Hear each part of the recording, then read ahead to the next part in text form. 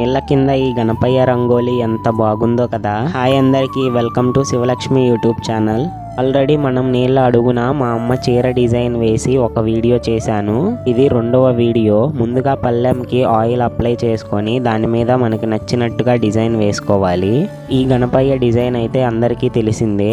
Water rangoli ఎలా వేయాలనేది తెలియని వాళ్ళ కోసం ఒక వీడియో చేశాను. ఆ వీడియో కింద లింక్ ఇస్తాను, చూడండి. ఇక మనకి నచ్చిన డిజైన్ అంతా వేసేసిన తరువాత ఎంటీ ప్లేస్లో నాకు ఇలా గ్రీన్ కలర్తో డిజైన్ వేసుకున్నా. ఆ డిజైన్ కూడా కంప్లీట్ అయ్యాక చిన్న గ్లాస్ తీసుకొని మెల్లగా వాటర్ పోసుకున్నా. చూడండి ఎంత బాగా వచ్చిందో ఈ గణపయ్య రంగోలి. ఈసారి ఈ వినాయక చవితికి అండర్ వాటర్ వినాయకుడి రంగోలి ట్రై చేయండి.